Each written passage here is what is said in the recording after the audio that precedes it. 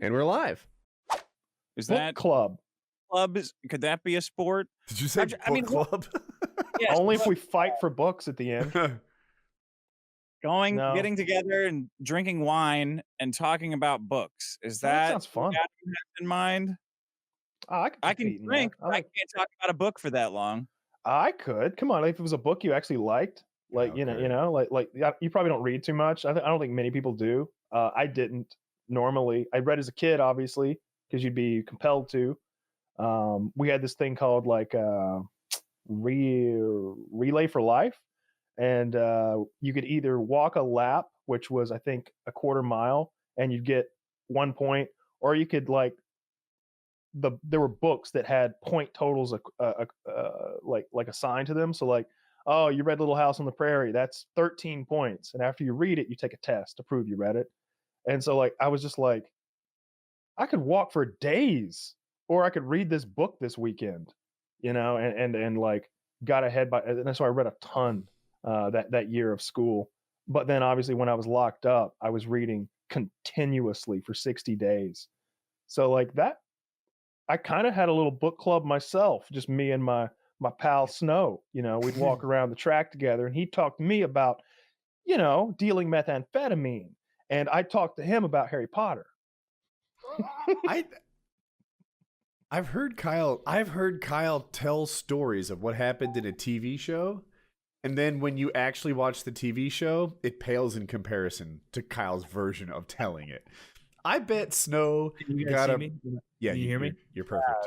Jesus Christ! I bet Snow got a pretty good Harry Potter performance. He did. Like I like telling stories. I like reiterating things. Oh, by the way, on PKN this week, I suggested that people watch The Stand. That was my recommendation. Usually, I like to think that my entertainment recommendations are pretty good. I finished The Stand, and I think I will withdraw my recommendation, or at least downgrade it, because I didn't finish the book. That was the last book I was reading when I was locked up, and I only got like a tenth of the way in, which is saying something, because this is one of those hefty Stephen King novels. A little more weed in that package, you would have finished it. A little more weed in that package, and I'd have finished The Stand and like all of the short stories, and I'd have moved on to fucking Dean Koontz or something like that. You'd be on the like, dictionary right now. Yeah, we'd be getting all the way to the R's in the fucking Encyclopedia Britannica or some shit. But yeah, I think when I recommended it, I was on like episode 7, and I picked it back up like Wednesday, and I finished it. And man, it just took this downhill spiral. So like the first 7 episodes, they set the pieces on the board so that you know where they all are. And you've got like the Antichrist is chilling in Vegas with all this naked fuckery, and he's just invincible seemingly. He can fly, or at least levitate. And then Whoopi Goldberg, she's got her like group of people in Colorado who are all the goody good people. And then you got like a couple of spies amongst the goody good people who are just really well acted, like creepy fucking villainous characters. And you're like, I don't know how they're going to deal with the Antichrist. Like, these people wouldn't be able to deal with Negan. Like, if a warlord just rolled through with like a few bandits with assault rifles, they just get wiped out. How are they going to deal with the Antichrist, who has seemingly 20,000 like evil people working for him, and he can fly? And they wrapped it up completely in 2.5 episodes, and it was such a downer. I'm gonna spoil it, so anybody who's like listening to this and they do want to watch it, like, don't listen to the next 30 seconds of this. But because I think it is worth watching. It's not awful. It went from like a setup that I thought could have been great to like, all right, whatever. They get to Las Vegas, and God just kind of shows up in the form of a white orb and just kills everyone. Like, it goes full Sodom and Gomorrah, and God literally nukes Vegas. Like, there's a nuclear bomb there. He shoots it with one of his magic lightning bolts after lightning bolting the Antichrist until he disintegrates. And he blows up all of Las Vegas, including two of our main characters, because fuck them, even though they were on their knees praying to God, they got nuked gone. too. They're gone. And in the end, like the only two surviving characters are like your main guy, like good looking white guy, and I'll call him. And the second survivor is the special needs guy who was masterfully acted. He might be the best part of this whole thing. There's a special needs guy who has like a memorized speech he says every time he meets someone. He goes, "Hello, my name is Jacob Morris. I have special needs. I do not understand social cues. If I say something that is inappropriate to the moment or the situation, please let me know. I am capable of manual labor and I cannot read. Hello." and like he has that memorized, Yeah, that, and his like pitch. he can't, but he's great. He is the linchpin that Mm-hmm. makes everything possible. They send him into like scary Las Vegas as a spy, and he's the only one who survives. They send 3 spies. He's the only one because he is retarded. The devil can't read his mind. That's a plot point. They're like, that's perfect.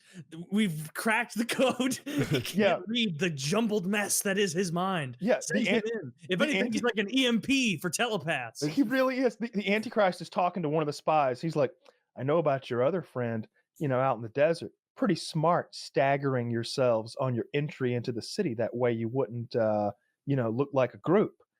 But where's the third at? Where's the third?" And she's like, "You can see everything, but you can't see that, huh?"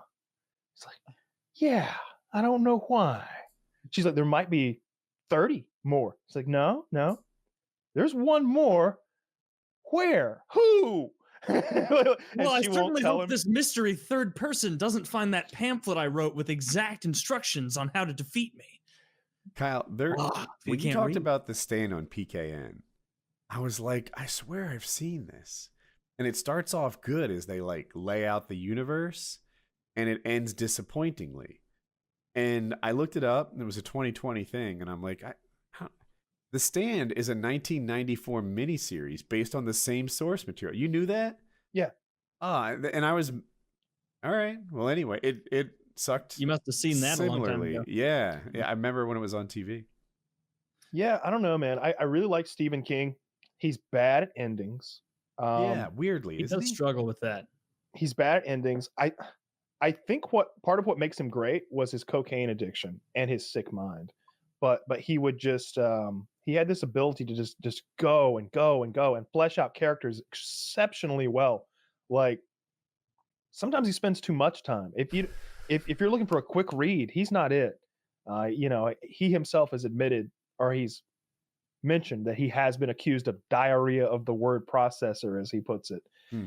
And because like each character gets this vast backstory. So by the time you get to the main, like Salem's Lot, for example, I tried to read Salem's Lot a couple of months ago in the free world, and God, I was like 6 hours in, and the main story had moved an hour, and the other 5 hours had been spent teaching me about each of my main characters. And I was like, all right, finally, I know all the pieces are in play, and I know every one of them perfectly well. I know their backstory, I know their motivations, and then they introduce a new character, and it's like, all right, I'm done. I'm fucking done. That shit is fucking done. unreal. I read this book from Stephen King recently, or within the last year or two, and it's about like all these kids with like special powers of the mind or something. Like they get taken to a special school. What was it called? I don't remember what it was called. The Asylum or something like that. What was that, Dick? Okay. X-Men. Wasn't X-Men. It was a Stephen King book. But so they all go to the special school and whatnot. But like you're right. The first, and it's a 1,000-page book. You're 400 pages in, and like you're just now finishing up about learning about Ian, the 9th kid, and they've all the stories have happened within the confines of this school. And then you're like, fucking finally, and you finish that. And I remember turning to the next page, and it was like, it was a beautiful beach day for Sandy. And it was like 30 years earlier. It's like, oh, no, come on, man. Come on. We cannot get to page 500, and you're introducing brand new beeline plots in the past for minor characters from the first third. Like he gets in his own head. Was it with called that. The Institute? It was called The Institute, and it was a great plot, but that book could have been 300 pages shorter without missing out on much.